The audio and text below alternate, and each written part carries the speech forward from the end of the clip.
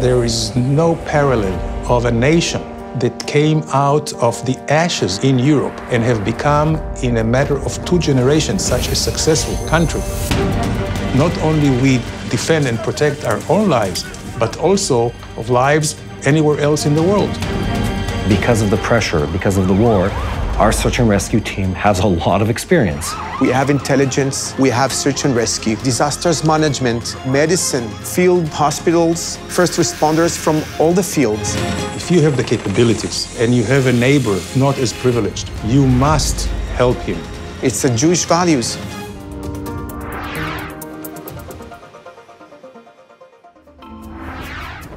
Israel is a speck of a country.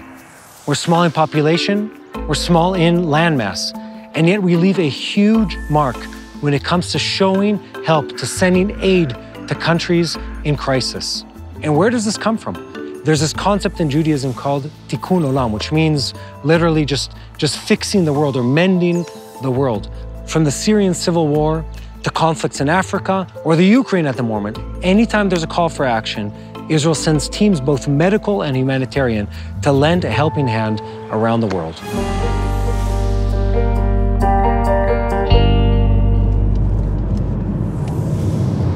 We're about to meet Danny Ayalon, who's a former Israeli ambassador to the United States, but also a very high-ranking Israeli diplomat. And for many, many years, Danny was responsible for countless humanitarian missions that Israel sent to countries around the world. Ambassador Ayalon, we're here talking today about how Israel has always been helping other nations around the world. Well, first of all, Mati, Israel is a Jewish state. And 2 of the core values of Judaism is love your neighbor like yourself. And if you save one person, it's akin to saving the entire world. If you have the capabilities and you have a neighbor which is not as privileged, you must help him. And this is what we do, and we have been doing it since the 50s. Considering Israel was officially established in 1948, it is remarkable that as early as the 1950s, the young state was already finding creative ways to share with the less fortunate countries. First of all, you become a showcase. In the 50s, even before the decolonization, African countries were still colonized by the European. The civic society was very poor, and we would invite them here. It was a real showcase of how to build a community based on agriculture, on industry, on science and technology. And then those students who came here went back to their countries to teach others. And then we were sending Israeli experts to these countries to teach and train, because we have done it ourselves to ourselves, and very recently. If you take a big country in Europe, they have not built their own nation. They were born into it.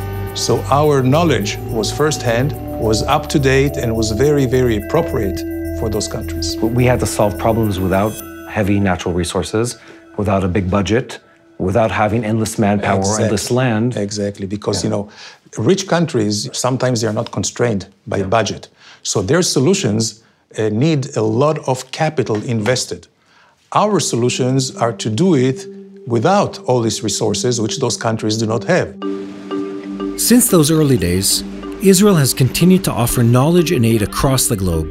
Be it a country thousands of miles away, or even a neighboring enemy state, Israel has made it its policy to extend a helping hand. There is a special department which is called International Cooperation, and this is where we help as much as we can, food and water and energy. And then, unfortunate with many natural disasters, whether earthquakes in Mexico or in Turkey or in Haiti. What can we bring to the table? I mean, we're a small country, we're far away.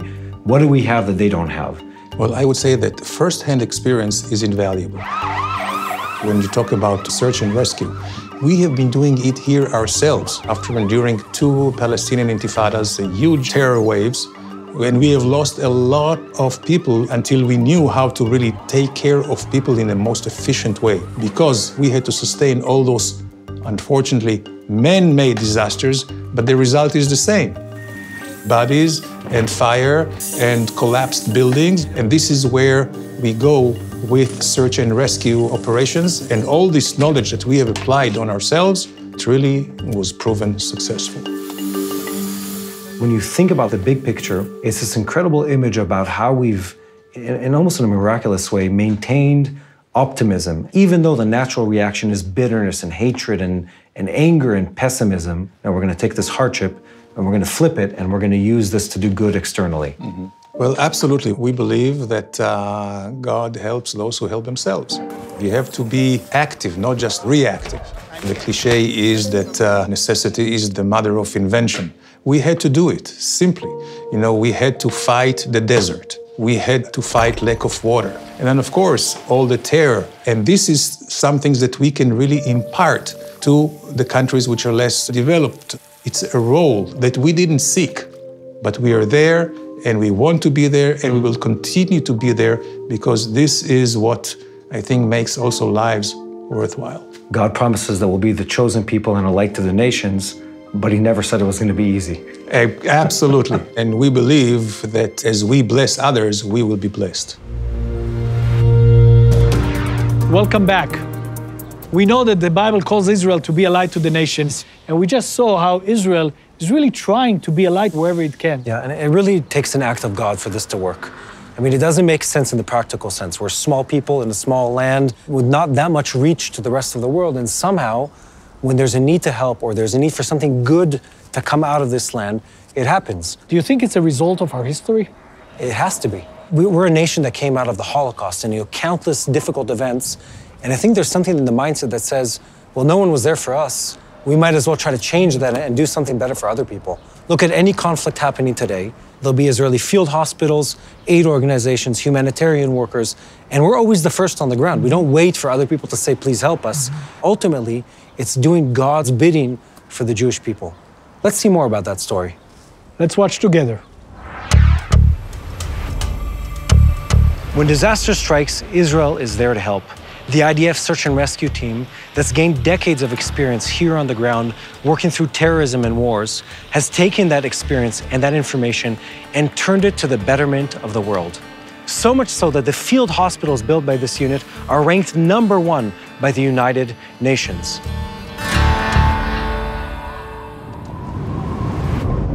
I'm on my way to meet Colonel Golan Vach, who's the commander of the Israeli search and rescue team that's part of the IDF's Home Front Command.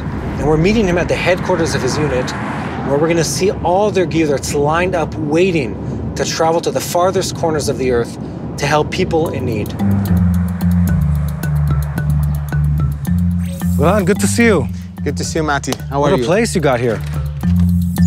You see here above you have the tents, here you have personal protective equipment, and the yellow are the base of operation, and the communication devices is over there. We are obligated to have everything on trucks in 2 hours. So it's all ready to go. So we are a unit inside IDF. We are all reservists, 500. We are in alert 24/7, and 8 hours from alert, we are at the airport with 17 tons and 136 people ready to go. Israel's Home Front Command was created in 1992 following the Gulf War, which was the first war since Israel's establishment where the civilian population was directly under threat. In the Gulf War, Israel got Scud missiles inside borders on civilians, on the center of Israel. So when the state of Israel understand that the threat is different, we change everything. We change the concept that led to decision to establish search and rescue battalions. My unit is specialized in search and rescue solutions for complicated situation in Israel and abroad. What do those capabilities look like, technically speaking? First of all, we arrive fast.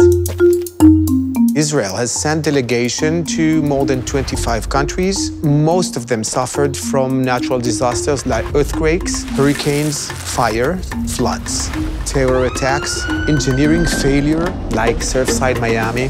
We are well connected to all intelligence resources worldwide. We know immediately. So after a few moments from the incident, we can offer intelligence, disasters management, medicine, first responders, field hospitals, and you can ask If you have 3,000 responders on site, why do you need another 10? They know that we bring something else to the table, which is experience, methodology. Our enemy is the clock. And to win the clock, we need to act with several disciplines, all collaborated, and to give the answer very fast. When every second counts, preparation is key. This is a training site that you train breaking and lifting and cutting and supporting structures. Our last stop was at the Homefront Command's simulated disaster training site. We put people inside, and in the first stage, the canines should find the people. We customized it to Ethiopia. So we're standing in a motel in Ethiopia that collapsed? Yes. And you, as a commander, should enter to assess. Some of the techniques is made by engineers, some of them by other specialists, metal, fire cutting. We, as a unit, collaborate all the skills to one effort. If anyone's followed the news, they've seen people in your uniform with your insignia traveling to every place in the world that there's a disaster. Why is the Israeli army putting all these resources, people, time into disasters happening outside of the country? It's very simple. It's the Jewish values. It's the value of saving life. For thousands of years, we could not extend a hand. But today, we are a strong country. We have the ability to help other people, to save life. We are ready. Helping others is part of Israel's DNA, not only on a military and governmental level, but on a civilian level too. I'm on my way to meet with Moti Kahana, who's been saving lives across enemy lines in Israel's neighboring Arab countries for years. Hey there. How you doing? I'm doing well. You're a businessman who's turned into a philanthropist, and you've been going around the world for a decade now, trying to help people in very problematic situations. Let's start with the important question of why? Where is this coming from? Because I can. In 2016, civil war had been ravaging Syria, and Moti began to smuggle tons of supplies into the country and bring thousands of women and children across their border and into Israel for medical attention. About 200,000 dead by then, or more. And they're bombing them, they're dropping barrels of, chemical warfare from the sky. They're dropping Genocide. I mean, they're Genocide. systematically killing their people. Right. What do you end up doing? Like, how do you really, Start take going action? in. Taking suitcase of medication. How many people are you going to save with the luggage of antibiotic? And now you got to build it to a bigger scale. That's what the Israelis say, okay, let's take buses. Okay, and you're behind that too. I was the first bus. His efforts were so substantial that Israel eventually took over. I kick-started the beginning of it, and then the military took it to the government level. And made a huge difference in many people's lives. Oh, yeah. Over 5,000 people survived because of Israel. When the question arises of, I can do something, will I do it? You say yes, time and time again. And people are watching this and saying, well, he's done it. What can I do? What is your answer to that question? Jesus, in Israel, 2,000 years ago, he thought the same exact question. What can he do to change the world at the time? And he did it. Just think, what can I do to make the world a better place? Just do one good thing. And that will lead to another good thing, and another good thing. After being on the run for thousands of years, the people of Israel are finally back in their land, doing God's good and fulfilling their calling as a blessing to the nations. I'm a grandson of Chaya. She was an Auschwitz survivor, and I got the feeling from her that as a Jew in Israel, it's the most valuable position that I can get to save people on behalf of the country of Israel. I'll do it. What are you feeling at the end of that day? Taking off your tie. You say, well, thank you to the Lord that we have the capacity to help others. The highest form of humanity is when you help others.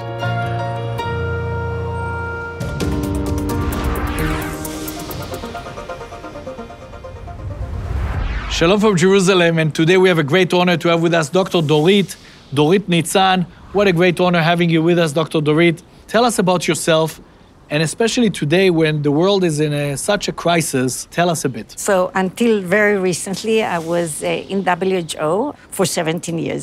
I'm going back now to be the incident manager for the humanitarian relief in Ukraine and everything that comes with this horrible tragedy. You've been also a part of establishing a clinic on the border. Yeah, Natan, Worldwide Humanitarian Relief Organization, asked me to lead the first mission to Ukraine-Poland border. So we came to Poland, we looked for partnerships, and we found the Polish Red Cross and Samaritan Purse Hospital came to provide the primary health care. We stationed And that's ourselves, under the Israeli organization? Yes, and we worked in the reception center.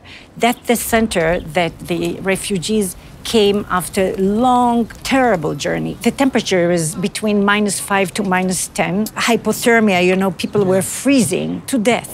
Heart attacks, mental health, malnutrition, people were hungry and they couldn't stand anymore. And the fact that we were there, we could help few of them, then many other NGOs came to help. Did it ever happen to you that you saw something and you just broke in tears? Yes, there was an older man that came with his daughter. She was like 40, I assume, with her grandchildren. She brought him and she said that he's not well and he seemed confused. We had to change and clean him, you can imagine. And he was crying. The only thing he all the time, he cried out her name. And suddenly we realized that the daughter and the granddaughters left. She left a letter that she had to go back because her husband is fighting in Ukraine, but she knows that we, from Israel, we will take good care of this old man.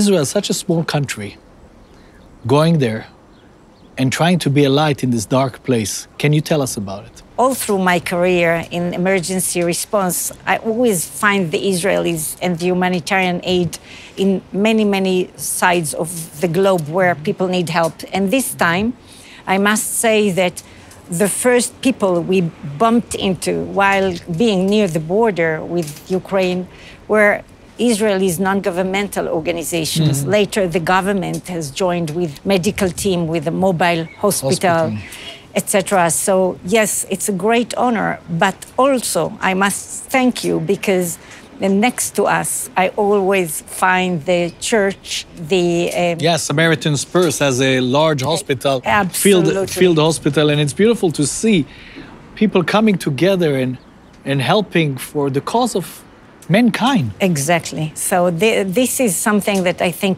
unites us. We feel the need to be there, and we want everybody to come and help each other when time comes. Dr. Dorit, what a great honor to meet you, really. May God keep you safe and encourage you in what you do. Thank you. And to you, our friends, let's continue to pray for our world, and especially for Ukraine. And shalom from Jerusalem.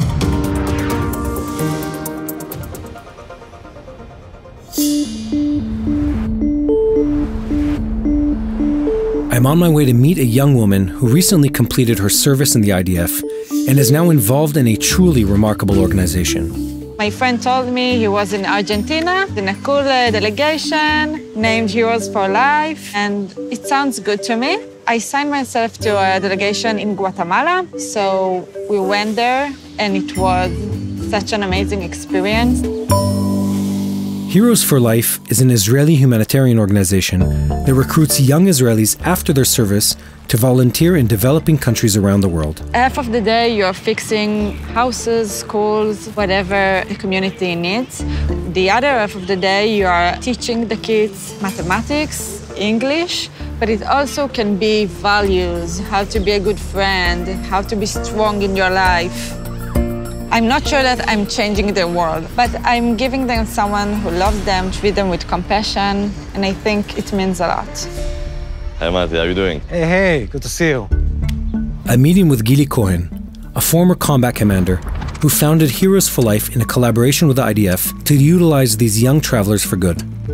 8 years ago, my wife Rachel and I decided to go on a trip the big trip. In Israel, when you say the big trip, there is only one meaning, post-military service. Exactly, yes. It's a very famous tradition here in Israel that after completing the military service, almost all the Israelis go on a trip, particular to developing countries. You know, 400,000 Israelis go on this trip every decade. During that trip, you go through the streets and you see the signs in only 3 languages, Hebrew, English, and the local language. I thought to myself, what a shame. We hear thousands of Israelis. Why don't we enable them to volunteer as part of their trip? Israel is supposed to be a light unto the nations, so let's do something about it. Less than 1 week, we had to close a registration because there were more than 400 applications were submitted. Gili, I'm looking here on the wall, and I see quite a few young, fallen Israeli men and women who died in the IDF. Absolutely. For us, as the soldiers, it was crystal clear from the very beginning that each and every delegation will be named after Israeli fallen soldiers, our friends, who paid the ultimate sacrifice in order to defend the Jewish state. I think this is the most beautiful way to remember them. Dana's own emotional story of loss connects her deeply to the organization too. I lost my 2 parents, my dad when I was a baby and my mom when I was a soldier, and I was a lone soldier in the army. Lone soldiers in the IDF are those without family support. They might be new immigrants, volunteers from abroad, or in some cases, orphans. In the army, I felt like I have a lot of help, love, caring, the community, and I really wanted to see how is it for kids that don't have the same luck that I have. I mean, it's a little complicated to say luck because I don't think that my life is easy. But when you go there, you really understand that you have lots of support here, and I wanted to help. Here, I'm the receiver, and I wanted to be the giver.